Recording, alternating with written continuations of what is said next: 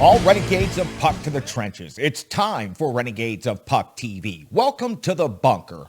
Welcome to the essence of no half stepping. I'm your host and captain, Crazy Charlie Saunier, and just before we get started, I want to remind you one last time about the seal of the Renegade and the man and the craftsman who created that for us. His name is Kevin Stokel. You can find him on Twitter at @SFrenchFry. That's right, at @SFrenchFry. And you can find some of his early work at goodwoodhockey.com. Authentic puck wireless chargers. It's an incredible piece of equipment that every hockey fan and every Renegade in your life would appreciate. So support Kevin, support his work, and once he gets his shop up and running, we'll be telling you a whole lot more about how you can get custom-made work, just like the seal of the Renegade that sits now at the front desk here of the bunker. So really appreciate Kevin for everything he's done for the Renegades of Puck. Stick taps, love, and respect to you, Stokes. You're incredible. You're a groovy human being, a great hockey player, and just a wonderful expert craftsman. So we certainly do appreciate you. RenegadesOfPuck.com. That's how you find out everything you need to know about the show. So please go and check that out. Check out the merchandise link while you're there. You can find our basic logo t-shirt. You can find our Pride logo line. We are doing a great job of getting merchandise out there, and you guys are actually doing a great job of picking up that merchandise. And you know, whatever gimmick it is, whether it's socks or throw pillows, bed sets, wall art, we have it all. We've sold out so you can buy in. Remember, built by Renegades for Renegades. Everything that you buy, any profit that's made from it goes directly to the Renegades, not to anybody else. We're in charge of the entire operation. We sure would appreciate the support. So that's renegadesofpuck.com. Social media. It is imperative that you help us out and give us some assistance on social media. It doesn't cost you a penny and it only takes a few seconds, but you will help us out immensely if you go and give us a subscription at YouTube. Now, well over 100 subscribers, and that's a pretty damn good job for just a couple of months in operation as a brand new project. We are also on all of the different social media platforms. You can find us on Facebook. You can find us on Twitter. You can also find us on Instagram. Remember, Renegades of Puck Radio is available on SoundCloud.com. You can always check out the link. We tweet those out often. That is the audio-only version. So you get the video version, the full-produced version of Renegades of Puck TV right there on YouTube. You get the audio-only version on SoundCloud. And of course, you get our behind-the-scenes live stream on Twitch. If there's any mistakes, whatever happens in the bunker live while we're recording, you get to see it right there on Twitch. You also get to see it before everybody else. So you get the info, you get the show before anyone else. It's a different look, it's a different experience, and it just allows you to be in the bunker with me while I am recording the show. I love doing it. It's therapeutic for me, and it gives me a chance to give some bonus content to the Renegades. It also gave me a chance to debut the brand new Renegades of Puck road jersey long before anybody else got to see it. Become a partner of the show by going to Venmo, searching Renegades of Puck, or just scanning the QR code on your show. You can see the upgrades we've been making thanks to your generous donations. We are extremely appreciative. Any dollar amount makes a difference for us. I spent $4 on some brand new pens, and I couldn't be happier. Your captain needs funds, and we need to keep this operation moving forward.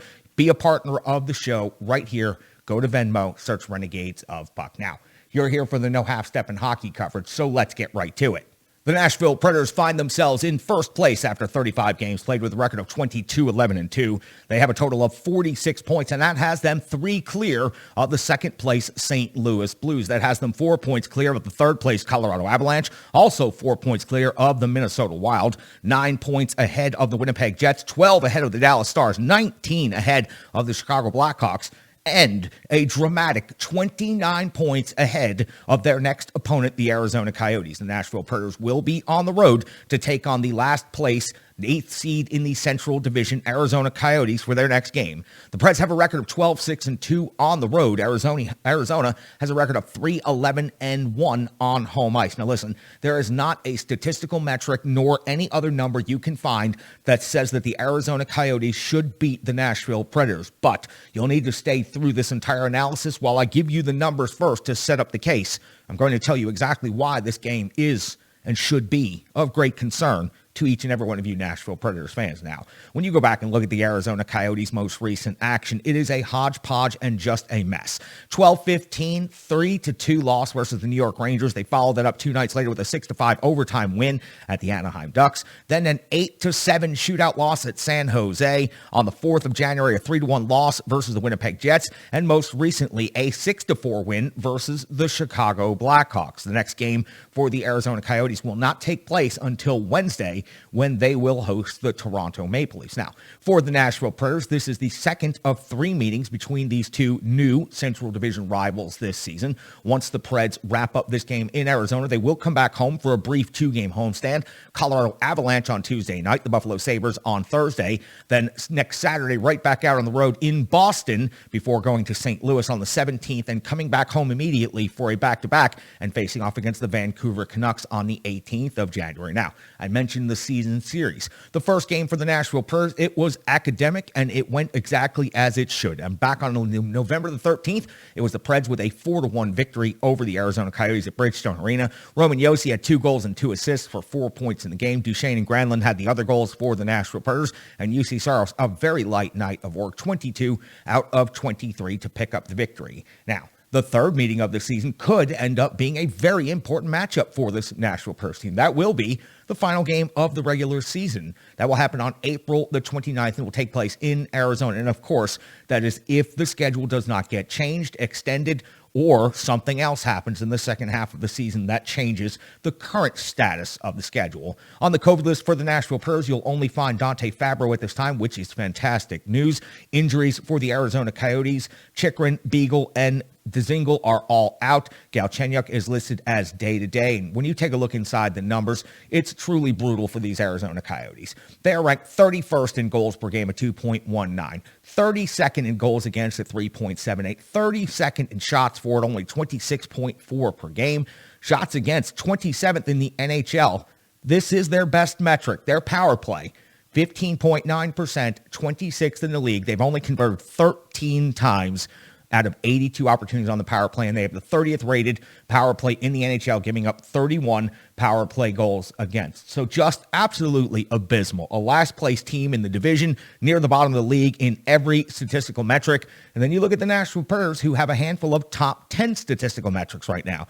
3.06 is the best goals for the Preds have had all season, 14th best in the NHL. Goals against, 2.63, is 8th best in the league. The separation in the margin between goals for and goals against has never been stronger this season for the Preds. Shots for, 29.3, is 24th. Shots against is 10th in the NHL. Their power play is 5th. Their penalty kill is 9th. So the Nashville Predators have a top 10 special teams unit in each category. They're in first place in the Central Division, and things are rolling right along. They've got a potential Vezina finalist. They've got a potential Norris finalist. They've got a potential Calder finalist, and maybe even a potential Selke finalist, which I'll get into here in just a little bit. But for the Nashville Predators, no matter how lopsided these statistical numbers are, and no matter how badly the Nashville Predators beat the Arizona Coyotes in their first meeting of the season, I have great concerns about what we've seen over the last couple of games, and John Hynes has indicated as such that he also has concerns. Let me give you some statistics before we get into the full game recap of what happened last night in Los Angeles. Then we'll get more into what I'm talking about, why I'm concerned about this Arizona Coyotes game. Now, when you talk about the Coyotes, of course, you will find some individuals that have some high skill. But for the most part, the roster is a collection of misfits, cast-offs, and salary dumps. Keller is leading the team in scoring, 11 goals and 14 assists for 25 points. Ghost Bear has 6 goals and 17 assists for 23 points. Kessel at 5 and 18 for 23. Then you'll see a significant drop-off to Boyd at 8 and 8 at 16, and Krause also 8 goals on the season. In net, you won't find anything impressive. Vejmelka got the start and the loss against the Preds at Bridgestone Arena. He's 3-12-1 on the season at 906 save percentage at 325 goals against average. Wedgwood 4-7-2, an 8.97 save percentage, and 3.36 goals against average. When you look at the stats for the Nashville Predators, it's highly impressive to see that they now have 3 players with 30 points or more. Roman Josi still leads the team in scoring, 11 goals and 21 assists for 32 points. Mikhail Granlund's got 5 goals and 26 assists for 31 points. Matt Duchesne at 14 goals and 16 assists has 30 points. Philip Forsberg just absolutely as hot as he has ever been, now with 18 goals on the season, 29 points overall. Ryan Johansson's at 27. Tanner Jeannot is at 21. UC Saros, just incredible. And I will be giving you even more numbers, but let me give you his season numbers here first. 18, 9-1, a 9.28 save percentage, a 2.22 goals against average. And he has started 28 of the Nashville Predators' 35 games so far this season. That is why I think with the workload that he has had in the last few games and in the game in Arizona, I think that the Nashville Predators will be starting David Rittich in net. Rittich on the season is 3-1-1 with a .884 save percentage and a 3.04 goals against average, but he has played reasonably well when he has been given his opportunities. And aside from one extremely lopsided game where he took one for the team, he has backstopped this Predators team pretty decently, and this might be what shakes the Nashville Predators out of a trap game mentality. It's now time for the Rebirth Sports full game recap. Rebirth Sports, please check them out at rebirthsports.com or go to social media and find them Facebook and Twitter, Rebirth Sports. You see the road jersey that I'm wearing right now. We debuted it on the last episode, and a lot of people are going to be seeing this road jersey very soon, getting great reactions to it, as we do with everything that comes from Rebirth. You know about the classic Renegades of Puck home jersey that you're seeing on the screen right now, and you know about the jerseys that you've seen me wear over the years in tournaments like the Wish Cup, also skating in league play for the Mighty Drunks. So many teams out there are representing Rebirth Sports, and every one of those teams looks incredible. More than just jersey makers, they're hockey tailors, and they can make you guys look incredible. I cannot wait for you guys to see what we have planned with Rebirth Sports coming up very soon. Be watching for our strategically placed couriers all throughout the trenches. We'll be seeing every one of you soon, and Rebirth Sports is making that happen. They're incredible partners. They're an incredible business, and I would love for you to check them out at rebirthsports.com. Listen, let's get into the full game recap from last night in Los Angeles. It was a late night, so I know a lot of you didn't make it all the way through, and once it got to be a bit of a lopsided score, maybe you gave up on this one. But I'm going to tell you what happened all through and then tell you why you should have stuck with it. So for the Nashville Predators, you give me 10 minutes, I'll give you the game. You give us an additional 10 minutes, and the Renegades of Puck will give you all of the analysis, opinions, statistics, and everything you need to know about what's happening in the world of the Nashville Predators in the National Hockey League. We go all the way back to 1/6 of the year 2022 versus the LA Kings, the Nashville Predators in Los Angeles for the first time this season, and John Hines is deploying his lines as follows. Tolvin and Johansson and Cunnin, Forsberg, Granlund, and Duchesne, Trennan, Sissons, and Jeannot, Cousins, McCarron, and Luff in the lineup. Former LA King getting an opportunity.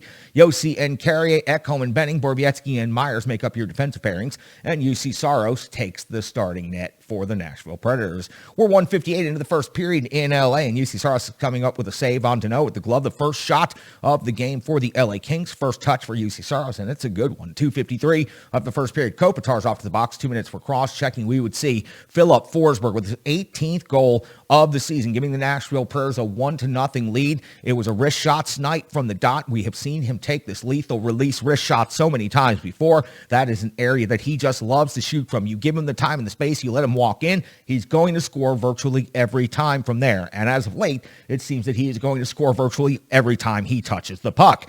5:38. Jeannot drives along the goal line and hits the outside of the post. Number of clinks in the first period off of the iron for the LA Kings at 5:42. Carries off to the box. 2 minutes for holding the stick. We'd see UC Saros come with a huge save on Anze Kopitar, and then you'd see Saros come up with another save on Kopitar, plus the rebound chance on the doorstep. UC Saros dialed in early in this one. Doughty hits the post with a one-timer at 8:33 of the first period. We see Quick come up with a save on Tolvanen's one-timer. The Nashville Predators are simply in a lopsided game, just trying to weather the storm in LA over the course of the first 10 minutes. At 11:13, we'd see Saros come up with a save on Arvidsson's shot from the half wall. I'm pretty sure UC Saros figured that Victor Arvidsson was probably going to try to take a long-range slap shot at some point in this game. 18:32. Kemp's off to the box. 2 minutes for goalie interference. Was there no attempt to stop, or was he pushed in by Benning? You make the call on that, but the refs decided to make the call that he did not attempt to stop, so it's goaltender interference.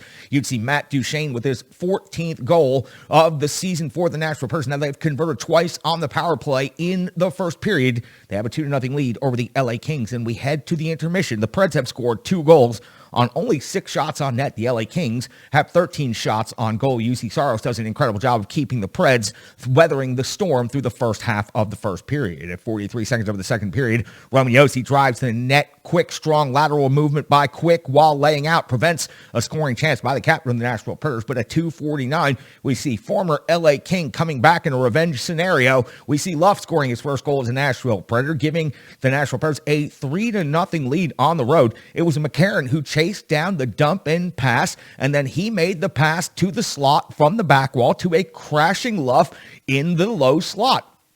Perfect execution here by the Nashville Predators' fourth line, and a huge celebration by Luff. This could get him going. He has looked good in his limited opportunities with the Nashville Predators, and hopefully this is something that can generate some scoring with him. Should gain some confidence off of that one. Certainly looked like he did. 5:05 of the second period. Kemp's got a partial breakaway and is disrupted by Carrier holding from behind. That is a clear and obvious penalty shot, and it is awarded. Saros comes up with a blocker save because he has otherworldly tracking, and he is able to stay with this chance all the way through. At 6:19 in the second period, Benning's got a laser from the high slot, stopped by Quick with the glove.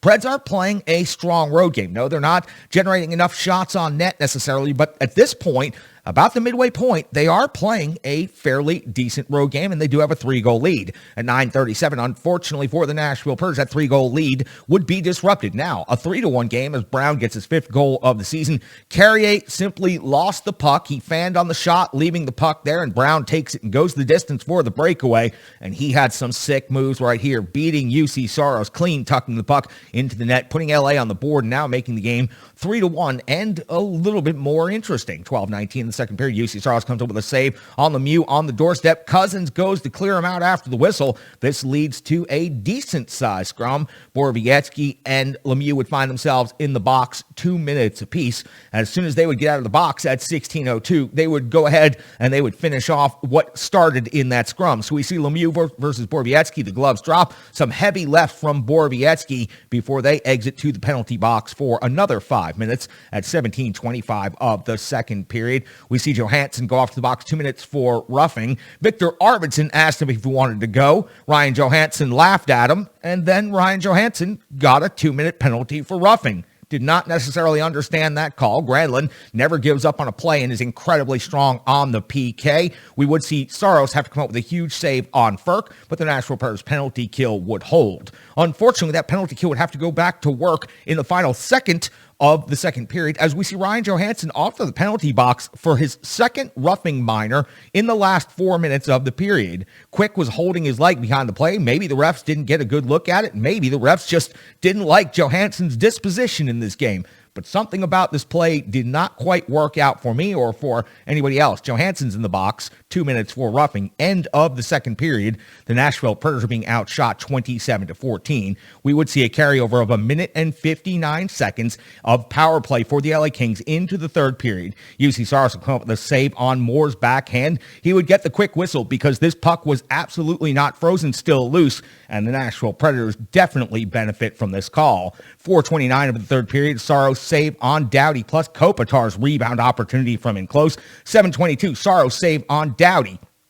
6 saves already in the third period for UC Saros. 7:29, Kemp's off the box, 2 minutes for high sticking. The Preds get some good zone time, but other than 2 minutes going off the clock, simply not enough happening on this power play. 9:43 of the third period, Tolvanen's off to the box, 2 minutes for hooking. Saros, huge save on Kopitar, but then PERK, his first goal of the season. It's a long shot with traffic, and it was a good-looking shot. It is in the net, making it a 1-goal game. 3-2 in favor of the Nashville Predators. At 11:28, Forsberg attempts a slick move in the slot. Would have been another amazing highlight reel goal by Philip Forsberg. This one, however, is stopped by Quick. Forsberg just could not quite get the handle or the release that he was looking for at the end of the opportunity. 13:48, Saros a save on Kaliev, and it's the 40th shot on goal for the LA Kings. At 15:30, Saros comes up with another save on Moore at the post. We see the empty net at 18:07, and Trennan is converting with his 8th goal of the season at 18:49.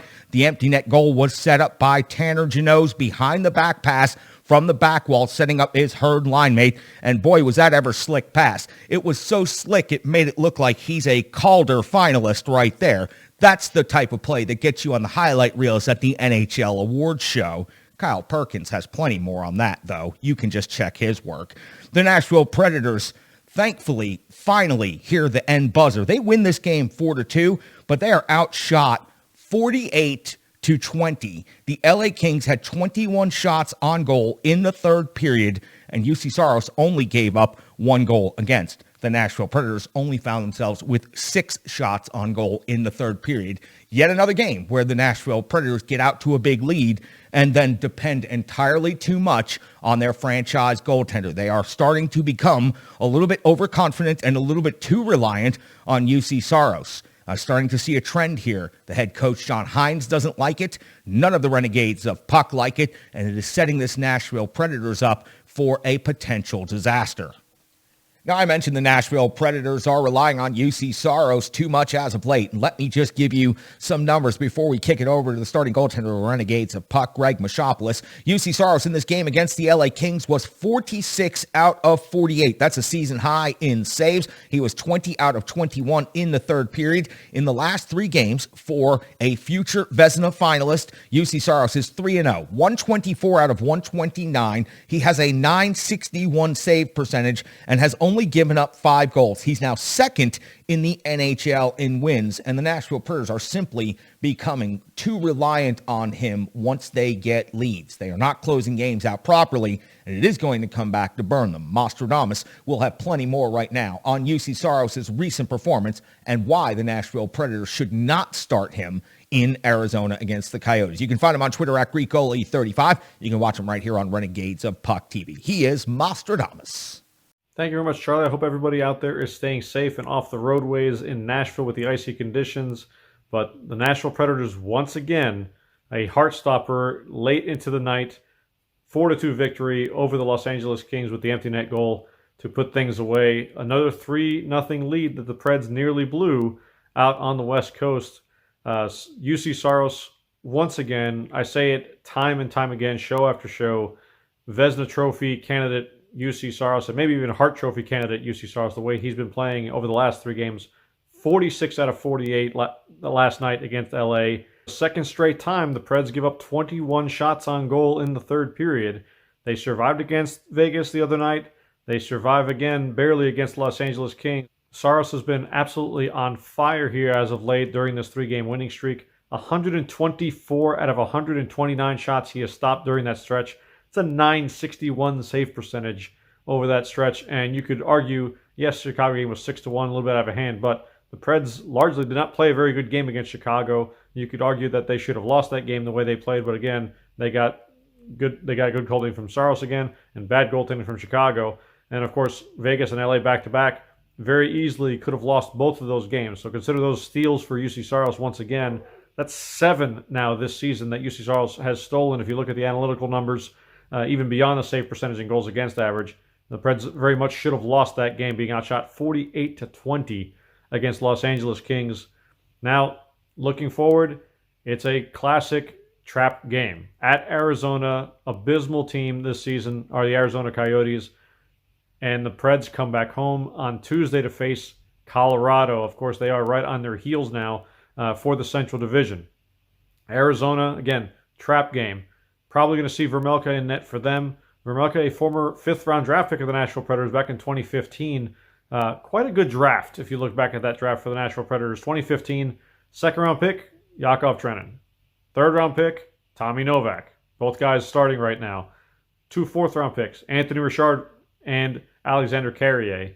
Both guys, we saw a little glimpse of Richard a couple games. Carrier, of course, playing with either Ekholm or Yossi right now. So Carrier, Novak, and Trenin, regulars in the Nashville Predators roster. Vermelka was a 5th-round pick that year, so quite a draft for David Poile back in 2015. Be Vermelka, he's been a hard luck loser in front of just a bad team. 3-12-1 this season, that's pretty bad. 906 save percentage is not terrible, but 3.25 goals against average, which tells you that they do give up shots. They don't generate a whole lot of shots, as I'm sure Charlie has already gone over with everyone, that this is a pretty bad team when it comes to generating scoring for Arizona. Preds, if anybody deserves a break, it's UC Saros. The games he's had the last 3 times, you're facing an inferior opponent. Give him some rest. Rest him up for Colorado on Tuesday night.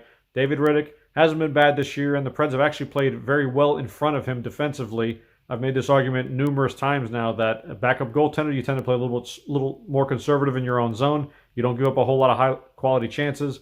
For the most part, they've done that for Rittich. Rittich's numbers don't really say a whole lot about him, statistically speaking, but his last performance out there, he was great in the third period to pull off the victory. So I do expect Rittich against Vermelka Saturday night in Arizona.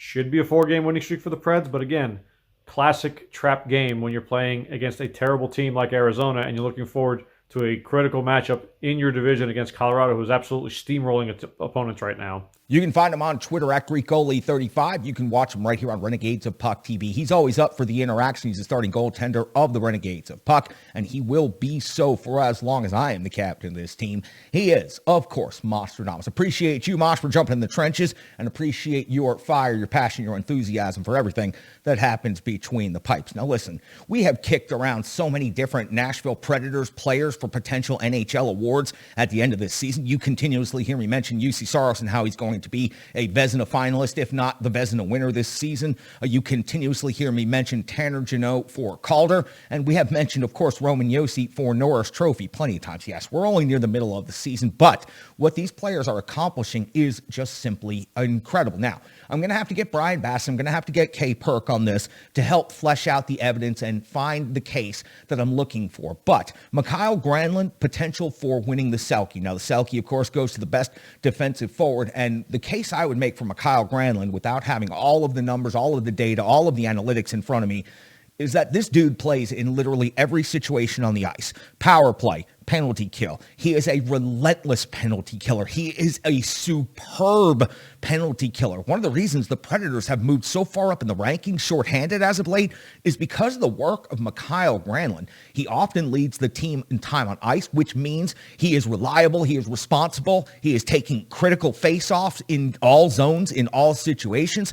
Mikael Granlund may be one of the most underrated players, not just on this team, but in this season, in the National Hockey League itself. What he is doing is simply incredible. I have enjoyed watching him every single shift. And while, yes, I advocated for the Nashville Predators to trade him 2 seasons in a row, I am so happy that they rewarded him with a free agent contract to come back and be part of this team. And that could also be a topic for the future. Philip Forsberg, how much does he enjoy playing with Mikael Granlund and Matt Duchene? Because the other 2 players are now signed for at least the next 4 years. Philip Forsberg can end up playing on this line, having this much success for years to come as a Nashville Predator. But that is another topic for another day. And besides, there are some other guys fighting about that right now, so I'll leave that one. I need my numbers guys on that one, so I will appreciate Bryan Bastin and K-PERK if they can look into that. But for now, let's go and get the numbers that you need to know from the Renegade Analytics Desk, and then I'll give you a couple of numbers from the box score. He is, of course, Bryan Bastin. He's got the numbers you need to know. He's got the charts you need to see. You can find his work on theforecheck.com, or you can follow him on Twitter at Bryan Bastin, or watch him right here on Renegades of Puck TV. Bryan, it's all yours. Thanks a lot, Charlie. This week we saw Nashville take a commanding 3-0 lead against Las Vegas and Los Angeles early in the game, but what could have been blowouts turned quickly into nail-biters. Nashville's opponents made it just a 1-goal game in the third period both times, but Nashville's defense, UC Saros' amazing goaltending, and early scoring allowed them to hold on for the win.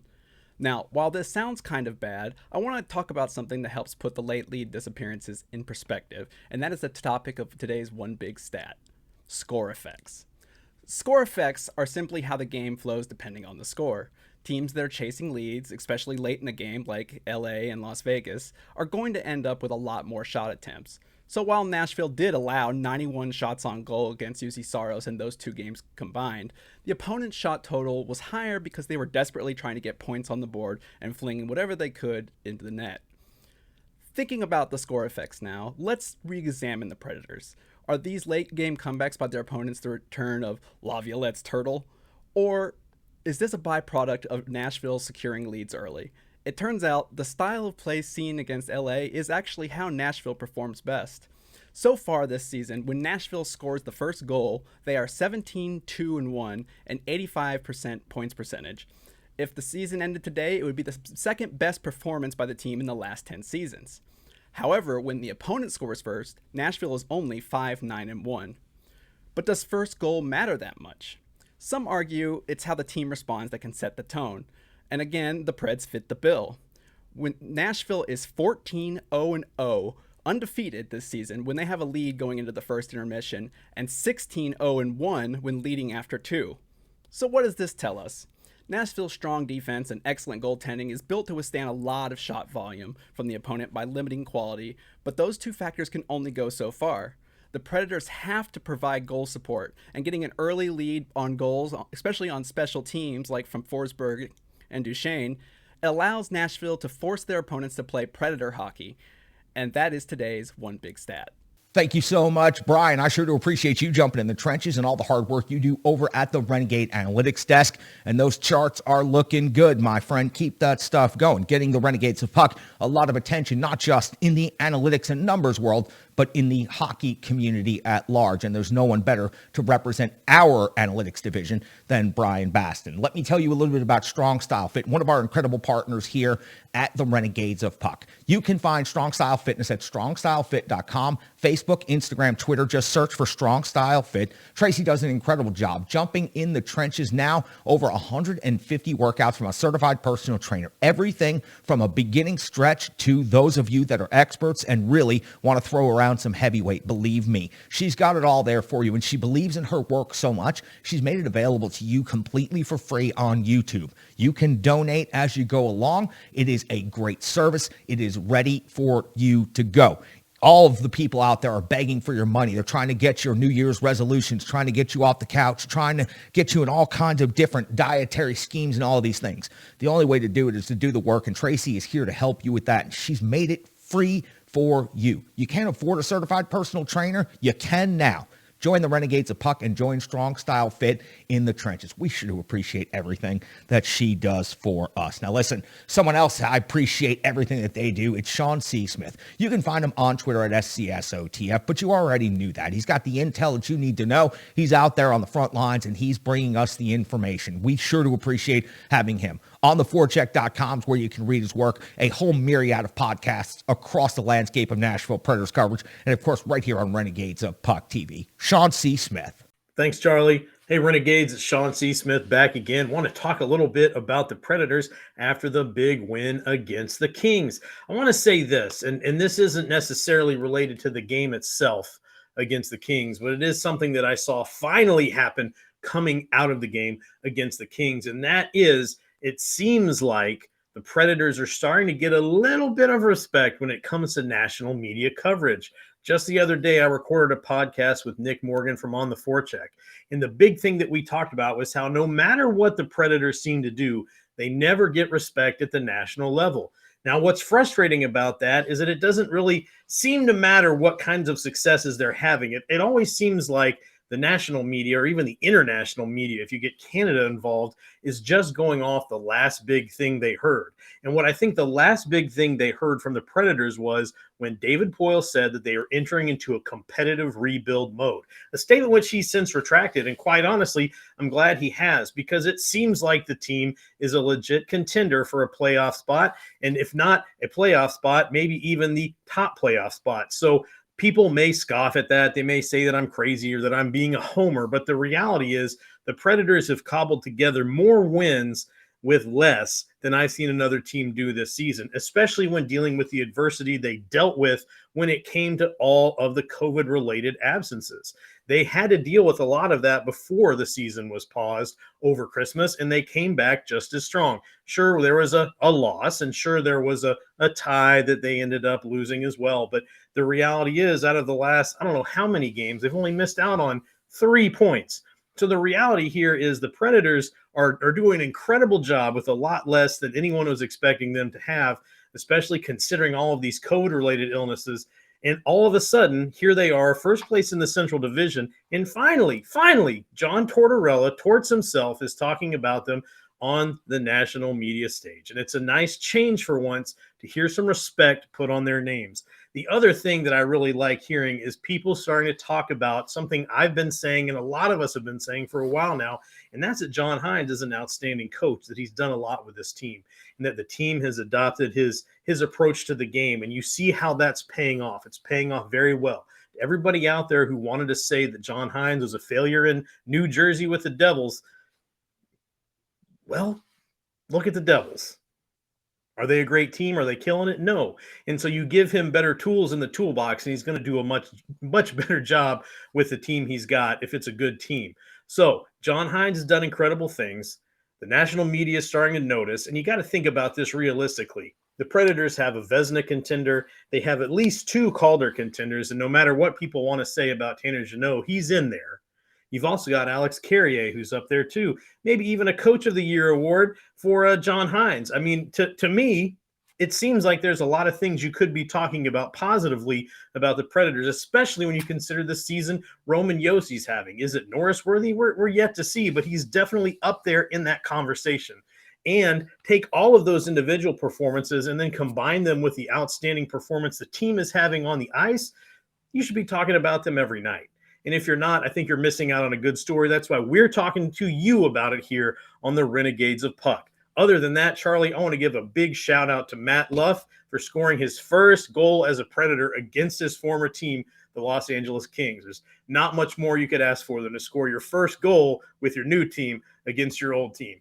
And with that, I'm going to send it back over to you, Charlie. You can find him on Twitter at SCSOTF. Watch him right here on Renegades of Puck TV. Readers working on theforecheck.com. He's one groovy human being and a good friend of the show. He is Sean C. Smith. I sure do love having him in the trenches, just like Mosh, Bryan, K-PERK, and the Ultimate One, and each and every one of you. New correspondence coming online soon. New content coming soon. Cannot wait to start telling you about more and more. The Renegades of Puck, the trenches, the bunker, all of it. It is expanding, it is growing, and it will continue to do so thanks to your support. So we appreciate each and every one of you. We say stick, taps, love, and respect a lot around here because we mean it. To be a force for good and positivity in the hockey community, we have to remind you often that we are about stick, taps, love, and respect. That is what we do here. That is what the Renegades of Puck are all about. And that's why everybody who comes in the trenches with me, they believe in every one of those things. Now listen, before we head out the door, I want to tell you about Stripe Digital Solutions. Stripe Digital Solutions does maybe the most incredible job ever. Stripe Digital Solutions is helping me right now learn, grow, build this brand,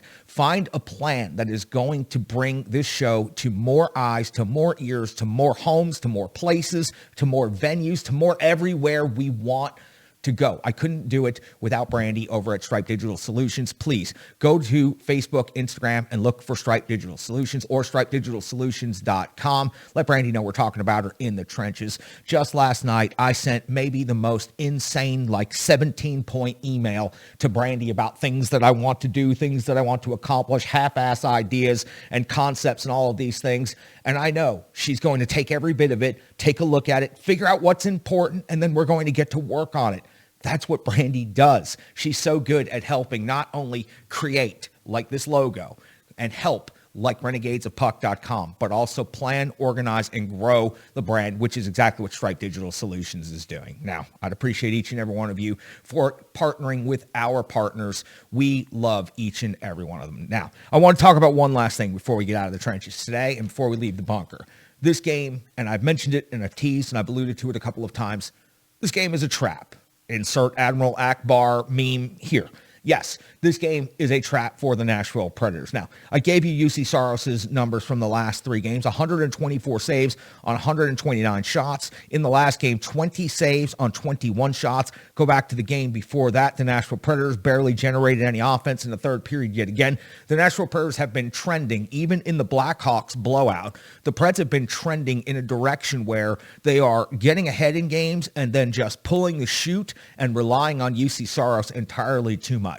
I believe that John Hines is also recognizing this, as Spicy Hines has mentioned a couple of times. If you watch the pre, the post, and the intermission reports on the broadcast for the Nashville Predators, he has mentioned that the Nashville Predators have gotten away from their identity a little bit. They've gotten away from their work ethic, and they have not been putting in a full 60 minutes. So the results may be a little bit deceiving right now. Of course, good teams find a way to win games when they are not playing at their best. And right now, the Nashville Predators are doing that, but they're being boosted and bolstered by UC Saros. So I am concerned about this game in Arizona. I believe John Hines is probably going to start the backup goaltender in an effort to make sure that his team is aware and paying attention and perhaps more focused. This is also the last game of a road trip before the Nashville Predators get to come on back home. And for the Preds, there are a couple of examples already this season where they've played down to competition while they have been playing good hockey, or frankly, just haven't shown up at all against a bad team. Yes, the first meeting of the season against the Arizona Coyotes was academic, handled perfectly, and I would love to see that happen again. But I caution, going back to November 7th when the Nashville Predators suffered a 2-1 overtime loss in Chicago, and on the 20th of November when the Nashville Predators suffered a 6-3 loss at Montreal. In the game at Montreal, the Nashville Predators should never have lost 6-3, should never have given up 6 goals to a Canadiens team that is frankly one of the worst overall in the NHL, much like this Arizona Coyotes team. But the Nashville Predators on that given night forgot how to play hockey in all 3 zones, and therefore lost to one of the worst teams in the entire NHL. The Nashville Predators have proven to be much better than anyone had expected so far this season. Through the first half of the season, which is not a small sample size, they are in fact a first-place team. This game concerns me. I believe it's a trap, and if they do not bring their best effort, they're going to find themselves losing at the end of this road trip, and they're going to find themselves coming back home to face a much better opponent in the Colorado Avalanche on home ice on Tuesday night. Don't get caught looking ahead. Don't get caught sleeping on a bad team. No half-stepping means coming out there and playing your best for 60 full minutes. We haven't seen that in a while. It's an opportunity to do that. It's an opportunity for plenty of players to get plenty of ice time against a bad hockey club. For the Nashville Predators, I look forward to them getting back home so the rest of us can get some sleep and stop staying up till 12:30 in the morning to watch a meaningless third period against a West Coast hockey team. For Mostradamus, for Sean C. Smith, for Bryan, Bastin, for K-PERK, and of course for the ultimate one, I'm your host and captain, Crazy Charlie Saunier. Thank you so much for joining us here in the bunker. Thank you so much for supporting the Renegades of Puck. Stick taps, love, respect.